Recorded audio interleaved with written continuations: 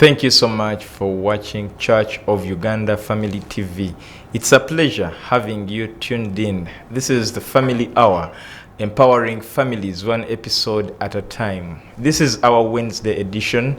We discuss finances, family finances. Today we are discussing risk management in a business.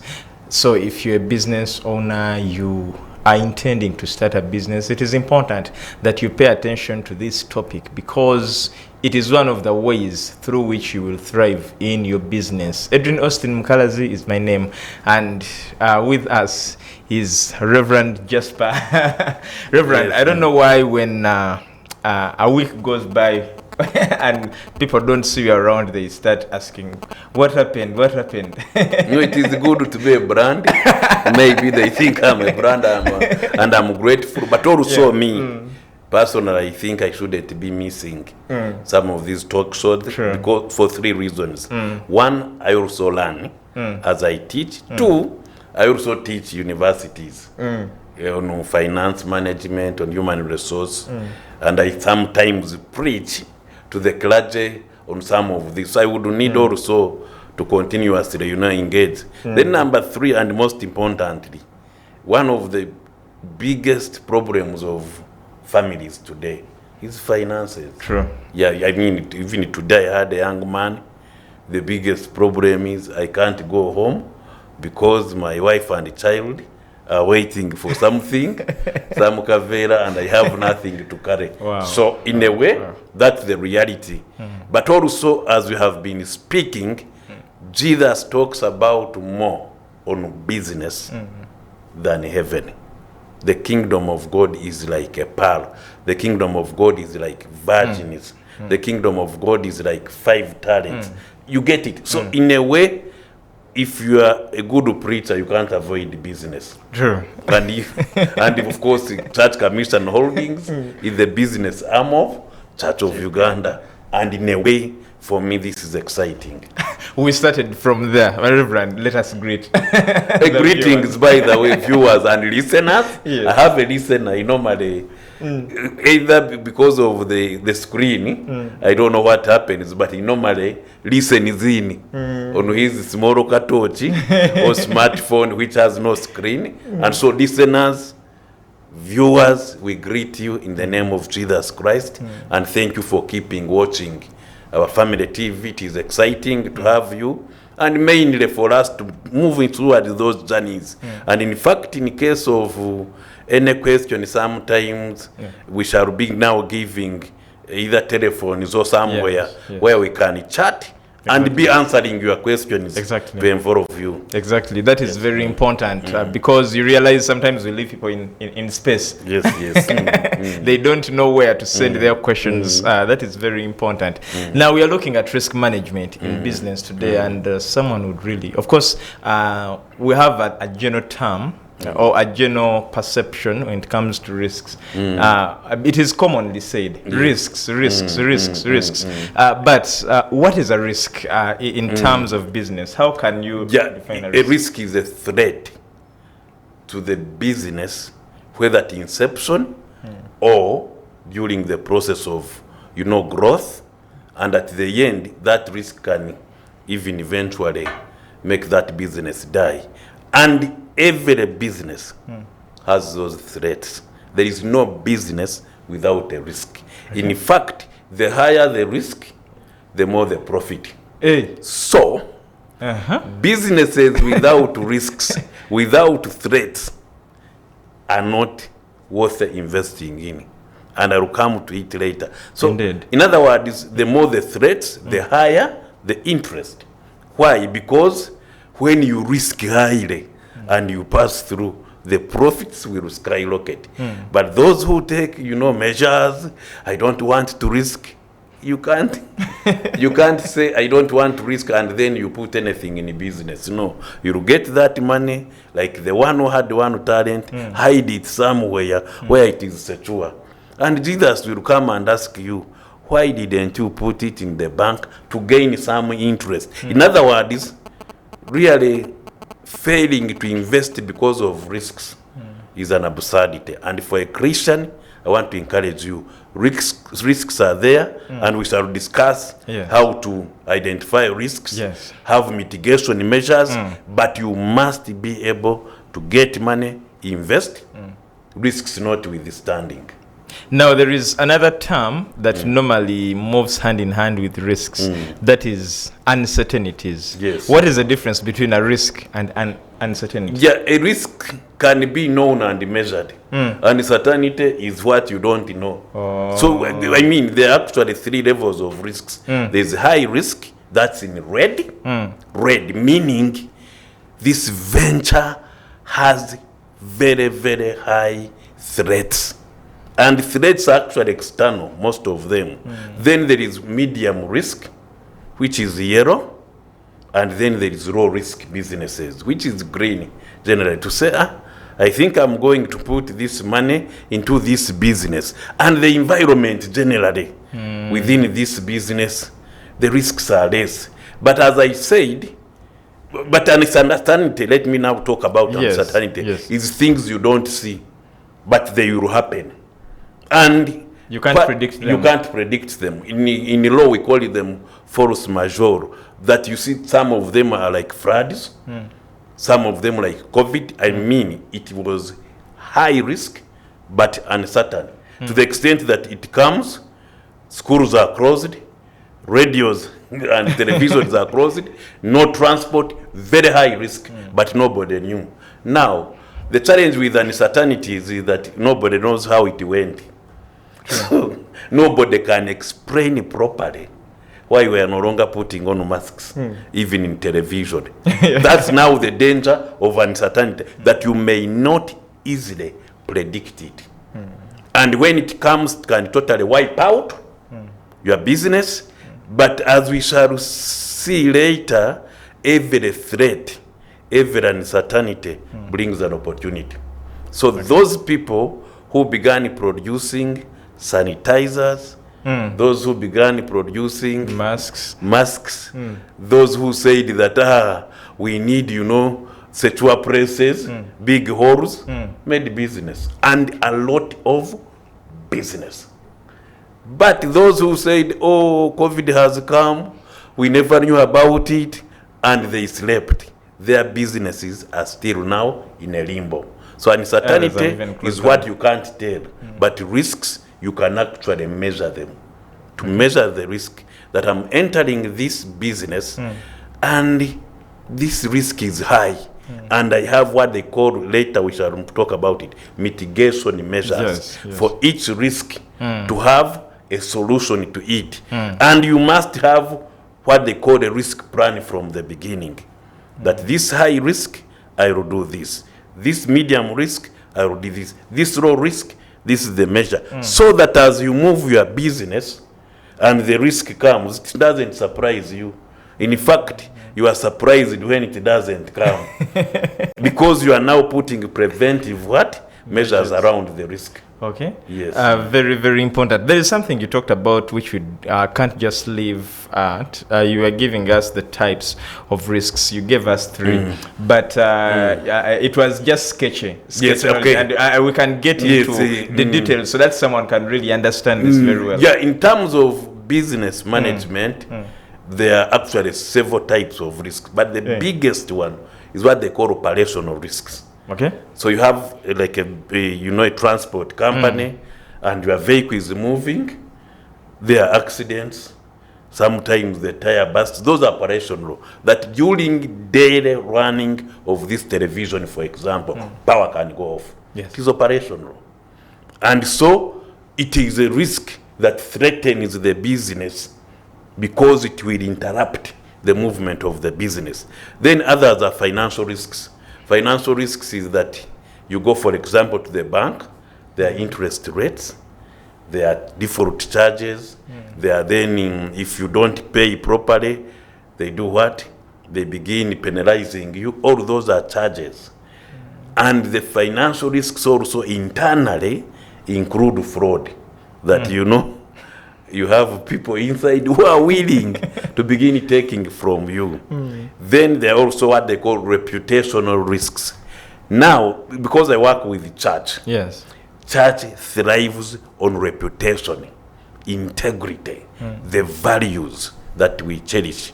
Now, if you find a church with a bad reputation, the truth is that customers will not come. The priest will struggle, the pastor will struggle, and many churches around Kampala and up country are struggling because of reputation. True. Of the chief executive, who is the vicar, who is the priest. I normally tell them, of all things you can't lose is that reputation. Because again, the gospel thrives on reputation. Then there's also what they call strategic risks. Strategic means I have a strategy, but then when I'm moving towards this end, the strategy has failed. I mean, if you are running a school, the strategy is to have an enrollment of this number of students, but during this enrollment, another strategy will be to build a hostel. So you get the enrollment, but you don't have the hostel. It is a strategic risk, and that's very big. Why? Because we talked about network marketing. Yes. Because somebody will say, you brought forth people you can't manage to sustain. True. And so that's a strategic risk. Others are compliance risks. Now, compliance means there are statutory obligations. You are not paying URA, you are not paying NSSF, you are not paying KCCA. And those compliance risks, URA will get up one day and simply close your account, freezing. And I normally encourage people, of all things you need to pay for are those statutory obligations. Why, if you don't, that risk is so high. Because when they close you, yes, you'll go to court, but you'll go to court when you're already what? Closed. And so compliance risks are very, very key. Then the second last that I can remember is cyber risk. Cyber security risk. Today, we are using what? We are using phones. Yesterday, the risk I saw it. I was sending money to my two sons, but I sent to one. So he rang me that, hey, Daddy, today, God bless you. Thank you so much. You sent it twice. And when I checked, behold, that was it. That's what they call a cyber security risk. That through operation, you can just get one figure wrong. Yes. And you send money to somebody who totally will switch off and you lose the whole money. Then if you have a bank account, same thing. You are typing and instead of 5 million, you add another 0. That's 50. And when you press the buttons, things will go. And after going, I don't know what you will do. Whether to call the one receiving, but that's a huge risk. Sure. But then currently, we have what they call hacking. Yes. And let me say this, during, I have ever talked on this TV about these children who are etc. bright. Yes. So during, COVID, 2 of my children hacked into a certain service provider, and they were getting GBs. But I asked, they said, yeah, we entered, and of course we had to repent and had to even approach the service provider to tell them to put firewalls so that there's no more hacking. But the children today, their capacity to enter systems is so high. I know 2 banks recently, 2 weeks ago, 2 banks really were hacked into. Yes. And that's a and I happened to be a victim of one of those banks. Okay, yeah. and also I was a victim because we were sending money to Kenya and it took 3 weeks. A transaction which would have taken 1 day took 3 weeks. Either because they were trying to fear, delaying the money. But cyber security is a very, very high risk today. Yet, you can't do business without involving digital. Exactly. I mean, we have digital marketing, we have digital payments. Today, you must use a card to access certain services. So the risks are real, and as we said, there will be mitigation measures. The last one I can think about is what they call an environmental risk. Environmental meaning the environment you are operating from. Both the natural environment, floods, water bodies, then rain, like this morning, it heavily rained. I don't know how people went to work. Now, for people in Europe, when it rains, things remain normal. Why? Because trains will continue operating where they are walking from. They are walkways with roofs. But here, if you are around the KCCA Center, around the Clock Tower, around the Ginger Road, the floods might take you. So the risk, the external risk in terms of flooding, in terms of rain, as an interruption to work and business is real. But there is also internal environment that you see. You enter a company, theirs is to work slowly. Theirs is to steal money. That's internal. Theirs is to begin talking about the organization. And you see in the church, we have people who talk about our church. Hey, Church of Uganda, what and what. They don't look at the positive. Yes. Theirs is like a replica of Jeremiah's lamentations. Wow, this priest, this what. And they do not see anything good, except when they lose the person, they say, hey, Reverend, come and lead the vigil. That's the only good thing. And you see, when you create that energy, it becomes a risk. Why? Because even the one who had hope begins totally losing what? Hope. I was talking to the clergy in Rural Diocese, and thank God, one, we have won the case, but two, even if it was not so, we were praying for God to intervene. Yes. And I thank God that, many clergy, we were down asking God to intervene, to restore positive energy, that the environment we are operating in, yes, I can excel. I was working in St. Nicholas, Karelwe once, and when it floods, people don't come to church.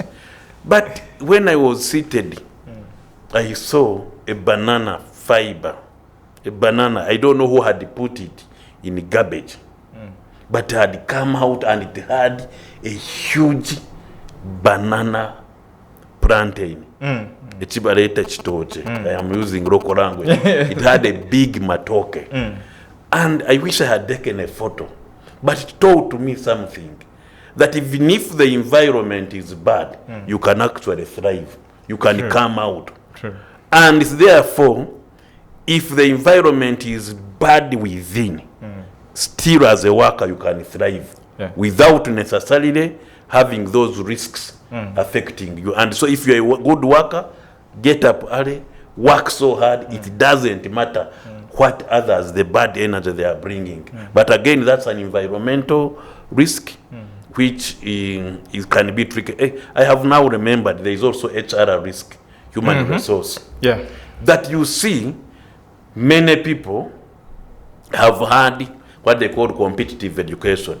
From P1 I was number one. Whether that's practical or not, ignore. They reach a university, they get first class. I met a first class graduate in procurement who didn't know the bidding processes. Reason is, he was reading to pass. So we have a human resource, especially in our nation, that is really at high risk of not being hired. Why? Because they were told that the moment I finish university and get a job, it is the salary that matters, not the outputs and outcomes of that job. And so it is a high risk, especially in Uganda. That's why, like hotel industry, banking industry, you'll find more Kenyans, especially on top than Ugandans. But of course, I'm encouraging us. Please work hard. We can copy what God honors people who work hard. And of course, I have got an opportunity to work out in outside countries. The work culture really is slightly higher than some of our Ugandan students, especially those I normally call them what? Exotic. Why? Because they like grew up in a cage from this to this, this. So they haven't met an environment where hard work is a tenet. So I don't have to be told to get up at 5. No, it is automatic. Why? Because I usually do. Then when I got a job, I continued. To date, even now, I'm from working. When you are sending messages to come, I was. Why? Because in me, I hate leaving an office where there are piles of papers. And then you go with a lot of stress and panic. Stress, and then the next day, bad energy. No, I would want to finish up these assignments. And these days, I even have so many calls, and it is tough. But it is better to work hard so that the human resource risk is what? Totally mitigated. Whom you recruit, how you recruit, whether they have good parents. Me, I can't work because me, I will dismiss you, so that you go and put that risk elsewhere. True. The human resource risk. It is very, very difficult to control because they are human beings. Yeah. Because I think partly because the education is theoretical, the interviews are also theoretical, so there is no room for... And who has sent you?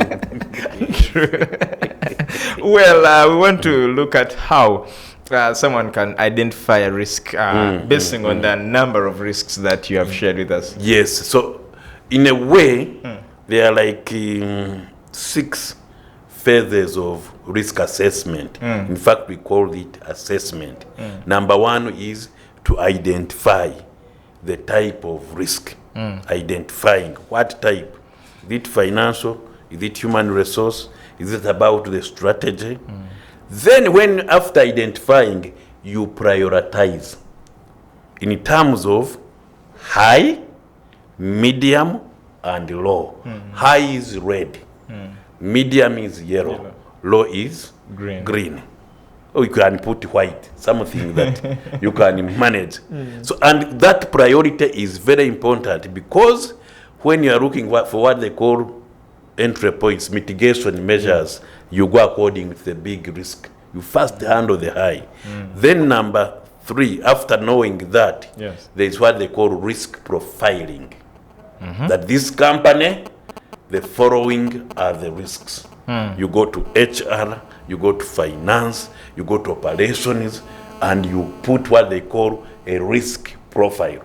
There are some agencies like PPDA, Public Procurement and Disposal Assets Authority, with a risk register, where you enter and they will give you a register to know the type of risks that they will be able to be faced. In fact, I'm also going to do it in our company, to have a risk register. Yes, church commissioners, so that when you enter, you just read and you know, this one is very high risk, this is medium risk, this is low risk. So we call it risk profiling.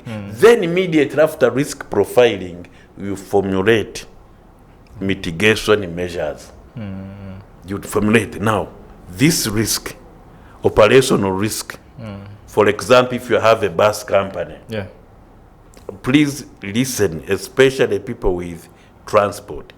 Service industry is not like any other industry works. Service industry normally is promoted through how you treat one customer. I mean, if you have we have Namirembe guest house, how you treat one customer will determine how many will come the next day. So it is important for service industries like buses to have mitigation measures. You formulate mitigation measures that are able to transport your people when they get a problem. There is a tire which has burst and people are safe, but where will they get a spares? Or where can they get another bus to come and pick them? Or somebody to come and tell them that, by the way, there is something being what? Done. But here, you are in a bus. One, they won't even tell you that the tire got a problem. You 2, just see the they will bus stop parking and say, you go for what? We are trying to... we have a mechanical problem. It is even not... They don't even mention a tire. then 1 hour, 2 hours. I can Sometimes you don't even get someone to explain. Nobody will explain. You just see people moving out. Yes. Coming And in. so later, it doesn't matter how much that bus charges, because they formulated something that does not help the what? The customer. Yeah, but buses which now will have, and you will see it, that you see we have sent a bus from this place, it is coming, people what, and they buy water and give. Those are mitigation measures. And then you drink water. Of course, it is 1,000, but you feel that I am a what? I am a customer. So the formulation of mitigation measures for each risk that is profiled. Then after that, please execute. Now, that's implementation. Yes. And that's the biggest problem. The biggest problem is on execution. That instead of people, okay, you now know the risk, but you see it. When it happens, you say, okay, I knew about it. No. Ensure that you are executing, that somebody is actually checking. For example, I wrote an article on Uganda Wildlife Authority. Yes. You know, you have the risk of people going for gorilla tracking but not paying UA. But they are not paying Uganda Wildlife Authority after 2 years. That's when you are identifying it. The risk, if you know that a tour company or that Uganda Wildlife Authority is charging $500, for example, that's a high risk area. Why? Because one tourist costs 500 times, for example, for about 2 million in Uganda shillings. The risk is so high that if I was in that organization, I would be assessing tourists entering, tourists going to the gorilla sanctuary, and tourists coming out. So that you have an estimate. That's what they call execution of risks. But look here, you wait for Editor General to audit, and then the money is already what? Gone. And in risk execution, I would even involve parties. That if you are a tour company, and you took somebody for gorilla tracking without paying, then mitigation measures include penalties, blacklisting the what? The tourist. Mitigation measures, for example, tourists are killed, and Ugandans, be careful. I'm talking to Ugandans. They just forward. Let me tell you, what are you doing in forwarding what you never captured? Sure. Yes, it is true, but by forwarding through WhatsApp, you are increasing the risk. Exactly. For people to come to your country. Yes, there are 2 lives which are lost, 3. 3 with the 2 driver. are tourists. Then the other one is the guide. But when you forward 10 times, that's 3 times 30. And that vehicle becomes 30 vehicles. So the risk goes high. And so in terms of profiling, and actually that's now cyber what? Cyber security risk. That you see, you are not controlling what goes out, unfortunately. And some people who sent it to me, I said, by the way, are you sending this because you think I don't know? Or what? Okay, what is the motivation of you putting on Twitter, what and what? With all sorts of captions. And I can captions. assure you, many people cancelled visiting our nation. Yes, the risk is there, but we have facilitated it. And so in executing such a risks, you would come out, UPDF come out. Some of us, like church leaders, we are also guilty. We never came out to say that, by the way, this is not the norm. This is not the rule. This is an exception. And we are all sorry. But we are all what? Quiet. So we are not executing. The risk is, there can be an attack, but we are not executing mitigation measures against the what? The risk. But then finally, in terms of, these risks is measuring. That, yes, I have profiled, I have formulated the mitigation measures, I have executed. Later, I should measure that I expected this high risk, but after 1 year, by the way, this wasn't as bad as I expected. Then you begin either lowering the profile or still maintaining it because it can be a danger what? A danger zone. But you need to be measuring that out of these risks, what happened? How did we respond? So that now your risk plan in the future is actually addressing what you never did. If you had one birth, then you add a second one. The one which will now be going so that it tells others that sorry, but we shall be able to buy another bus in the future. In a way so that you are now helping your customers to appreciate that when there is this, that's something that has happened, then you know this will happen. And this includes insurance.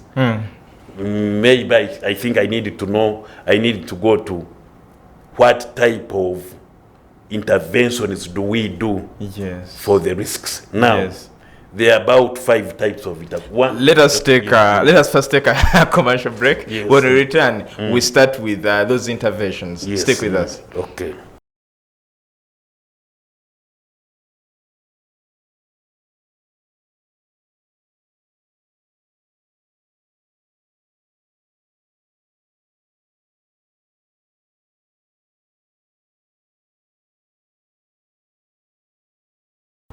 We are talking about risk management in business, and it is very important that you understand which kind of risk you are dealing with. It is important that you identify, you prioritize, then you do what we call risk profiling. And then after, it is important that you formulate mitigation measures, then implement the measures, and after you do the measuring. We are with Reverend Jasper. Reverend, before the break, there is something you had introduced which is very, very important, and I think let us get into that before we now analyze the mitigation measures that can be undertaken. The issue of media, it is continuously becoming a risk. And you see some of us who really know what they call journalism. By the way, I was once a reporter. I'm a Bachelor of Statistics student, but I can assure you, I used to write stories. And the biggest challenge is sensationalism. That there is truth, but you add salt, you add water, and you over-exaggerate the truth. But then secondly, in sane countries, I'm using the word sane deliberately. In sane countries, there is certain information they don't give out because it has a serious impact on a sector. Again, tourism.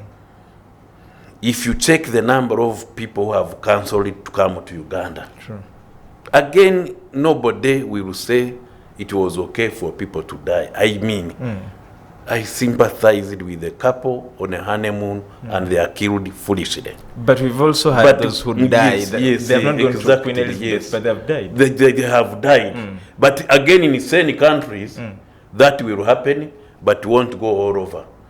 But of course, we wouldn't want a level where we are regulating media. There's what they call quality assurance mechanism within a media house.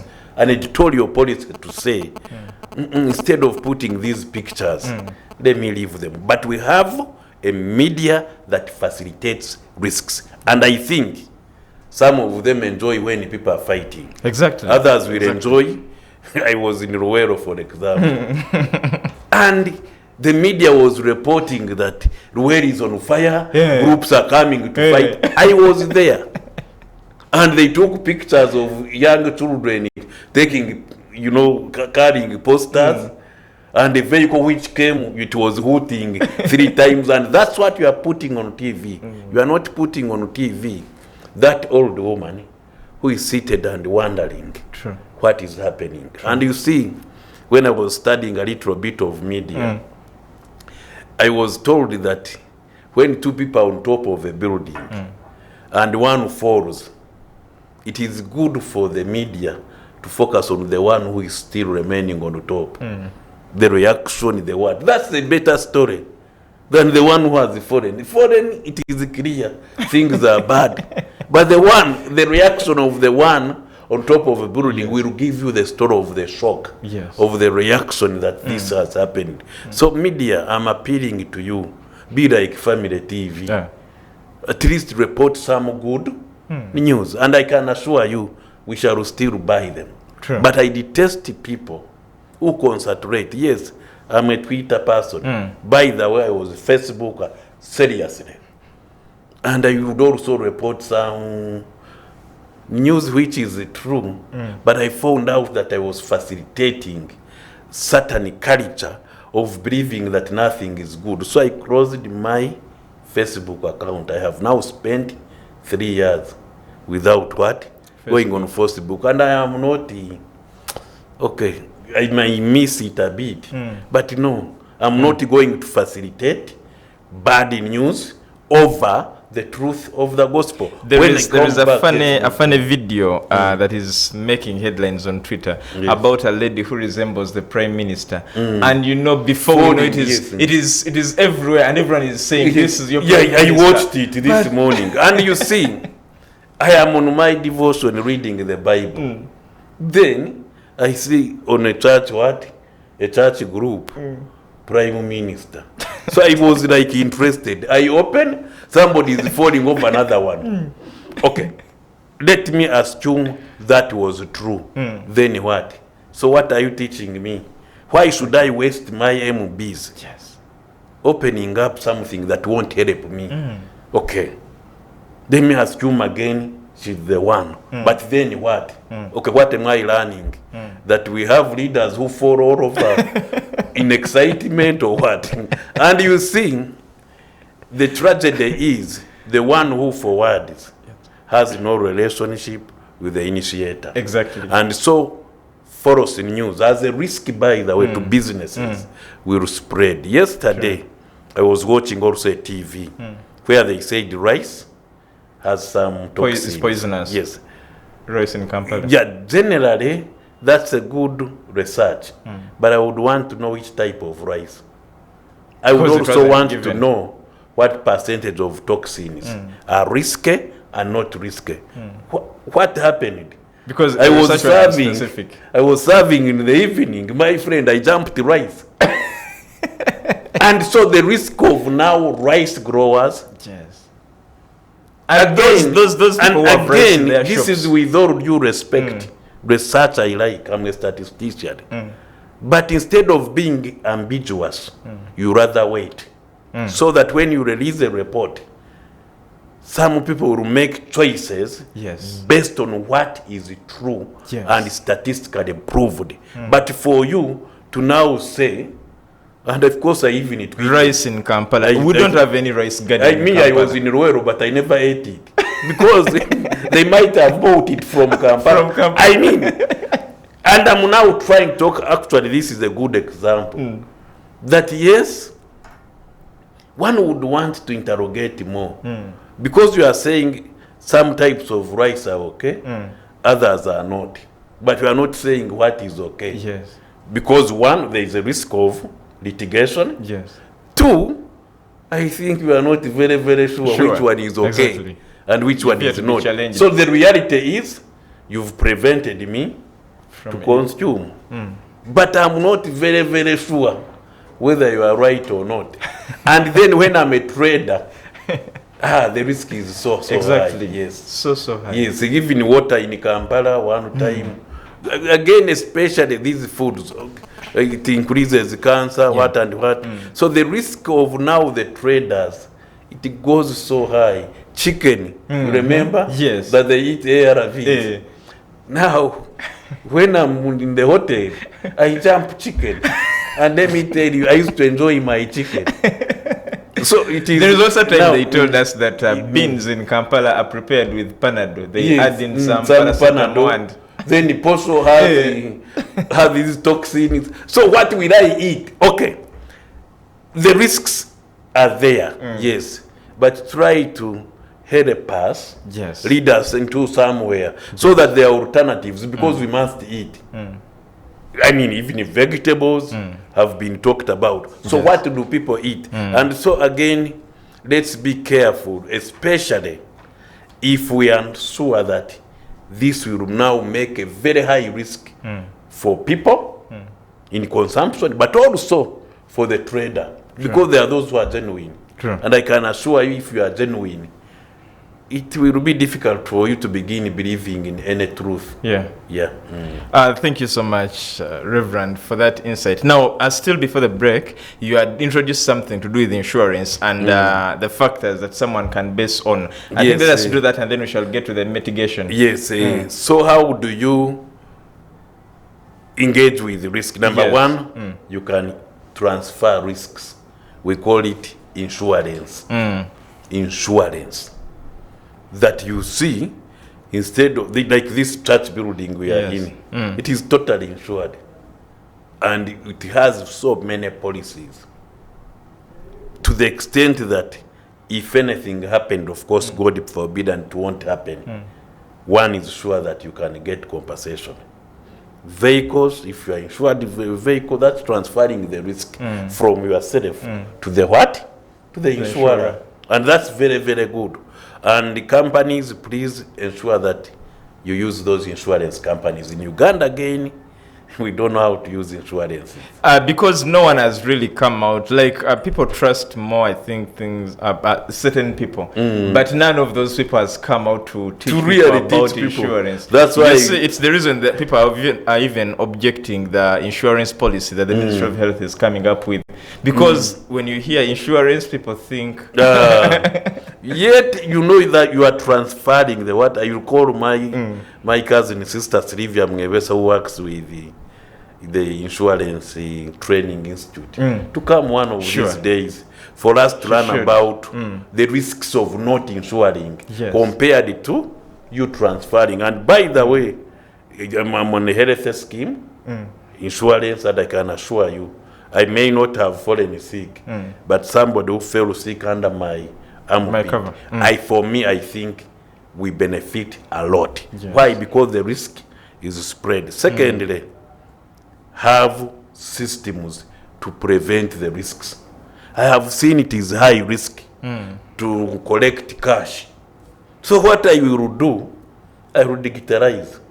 No payment of what? Cash. That's loss prevention. That's risk prevention. That I have in the company, they say, you know, journal vouchers are not there, requisitions are not there. So to prevent, you make a requisition book and somebody will sign that I have requisitioned, then I have also received. Number 3. You've reminded me of someone who shared with us that in their system, people used to come late. And people who come past 8 all write 7:58, 7:58. So around 10 people write 7:58. Yeah, they arrived at the same time. Until when they introduced a biometric machine, which you cannot corrupt. You digitalize. Or the boss at 8 a.m. comes and puts a line. You get it? Yes. In other words, you are now preventing. It has ever happened to us here. Because biometric, the book was just taken away, and yes, you can't lie that you came early. And actually, when I was working, I think in the IGG, we wanted a system where if you enter your office, automatically it will simply qualify you. You get it. You enter, you open a door, and it will do what? Say Jasper has entered, you enter, you sit on a computer, you open it, the system will automatically say, Jasper entered this. And I mean, there, you even don't have to be told. True. Yeah, because the machine will know. So that's loss prevention of loss. That if I know this is a high risk, I will try to prevent that loss. Then there's what they call spreading risks. Spreading risks means if you have 10 eggs in one basket, buy 3 baskets, put 3 eggs and 4.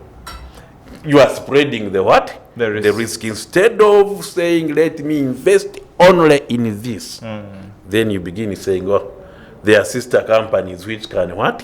Which can do. And in fact, like church commissioners, we have Centenary Publishing Limited, which prints and publishes. We have Uganda Bookshop, which sells the books. and Bibles. You get it? The other one prints. The other one sells. If there is a shock in sales, there may not be a shock in printing. True. So you are spreading the what? Spreading the risks. And you will keep checking how can they now work together. If this one is, in a loss, how can they help the other one, because it is like a mother what?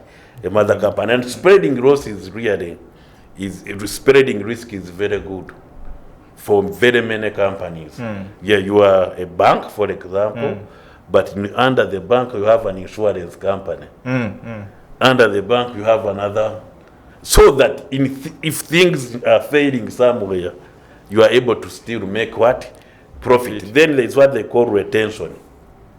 Risk retention. You measure the risk, you put shock absorbers, let it come, I will handle. That one is like, the way goats fight. One goes behind, another one will come. Yes. And they come and meet at the center. So retention means you are going to miss the risks the way it comes. I'm going to Kabale with one bus. If I arrive with 4 tires, that's okay. If one goes off, I will now go to the nearest what? In other words, you are going to handle the risk the way it comes. And you call it risk retention, that you are able to say, generally, I will pray and reach. If you don't, too bad. I have lost customers, but they should all know that things do what? Things happen. Then there's what they call evading, avoidance of risk. That, okay, this business is so risky, so I won't enter it. That's also what? You are not spreading it, no. You are saying I'm avoiding this type of what? Risk. This type of business. And again, of course, especially during COVID, many people were affected, and today they are avoiding some of those what? Some of those risks. I mean, if you had a hotel, if you had a transport company, those were high-risk areas which were highly hit, directly hit, and I can assure you many have. And schools, very many schools turned into rentals. I mean, my research is on church-founded schools. I have visited 2 which were closed permanently. From 2021 to date, they haven't opened. Reason is they couldn't absorb the shock. So today they have avoided the risk. Let's use these buildings for other what? For other activities. In fact, it was a new finding. I couldn't imagine that actually people totally did what? Closed. They have nothing to do whatsoever with what we call school. One of them is my friend. He had a nursery school. He told me he has turned in 2 chicken houses. When you mention school, he almost wants to fight you.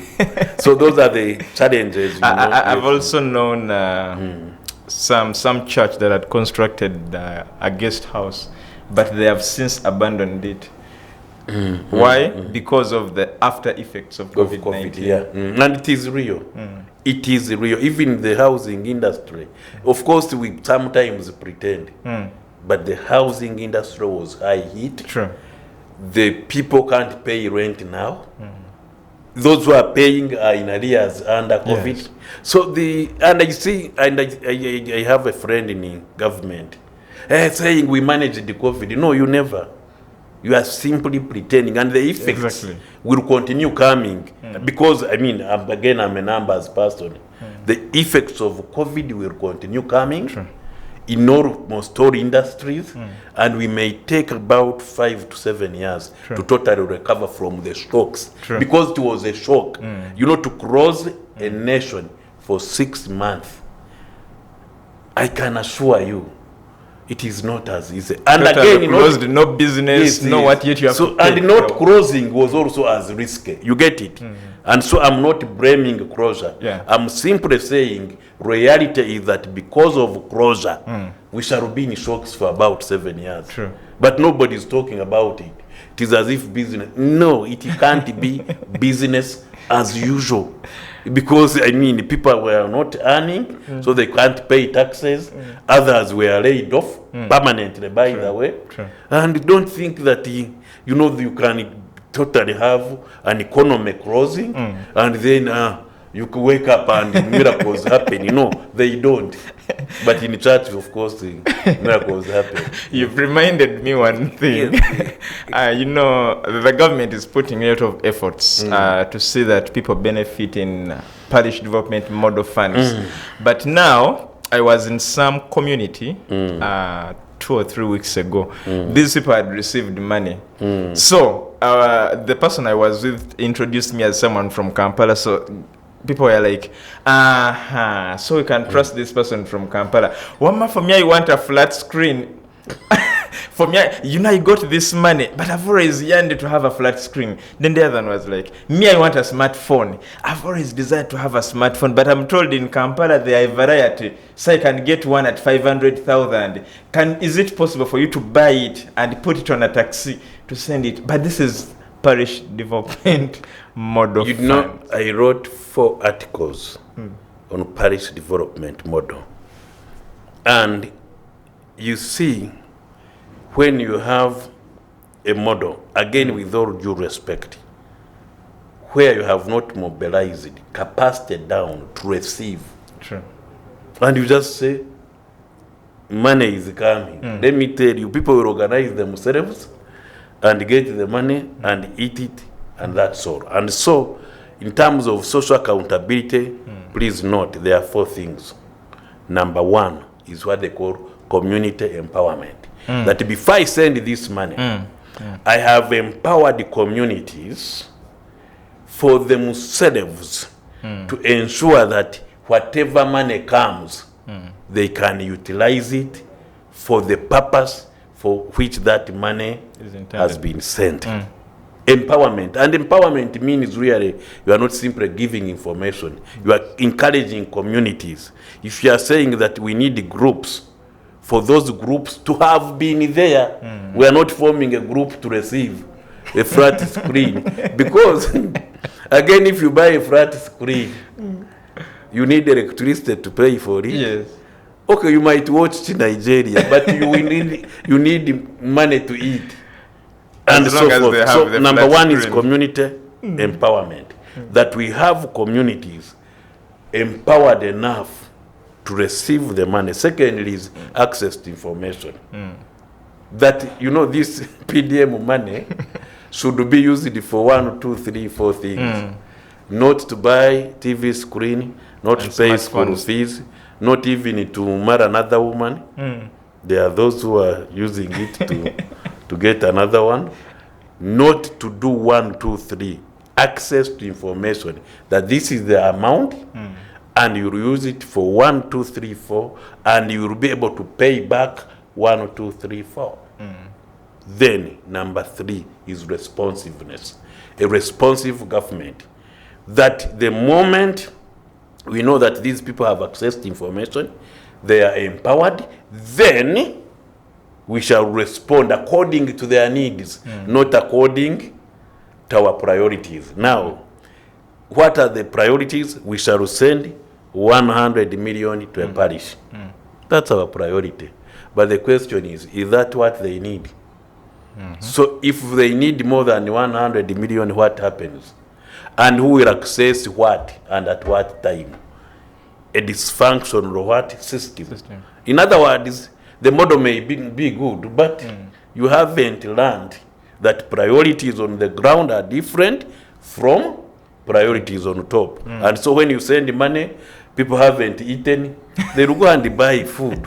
One will even say, let me buy now goat's meat. Someone told me they were using the money, like they were buying beer. So today it is this one who buys, the other time it is the other one. So the whole model group has somebody to, and you'll find that all those who are buying are men. Yes. And so women and children are not what? Included. And the purpose really is socio-economic development. The last one is community monitoring groups. Now, in terms of social accountability, I wouldn't want the community development officer to be the one to monitor PDM. No. Have community groups. We used to call them Mayumba Kumi, 1980s. Local councils today, of course, the Local Council Court Act 2006 give them powers as judicial. Yes. They are also administrative, etc. So you can form groups that will monitor information inward, then monitor the use, ensure that it is also recovered, and then they take it back, because this is supposed to be a revolving fund, not something you get, drink, and then wait to be arrested. Reverend, what is your stream mark? And you see that's the challenge. Anyway, we went to the PDM, so we forgot risk. But this is also a risky model. Yes, it is. And I can really forward to some people my articles. And they were written long ago. And I can assure you, I even wrote that there will be more arrests. And I can assure you, there will even be like a blanket, we shall not arrest anymore. Why? Because guys are drinking the money, others, and so forth. So, in a nutshell, again, the more the risk, the more the interest, and the more the profit. And if you have a business, I pray that you have a business plan that will be also directly inform you about the risks that you're able to meet, and then have those mitigation measures. How will I meet these risks, so that at the end of the day, you are not fearing to do business, but by faith, you enter that business and identify all those risks, and slowly continue mitigating and building walls around the risks, so that at the end of the day, you're a good businessman and business family. So God bless you as you do business in God's name. Up next is Soul Moment. Edrine, Osteen, Mukalazi is my name. I've worked with Brinko, Ategeka, and Didmas in transmission. Good night. Bless you.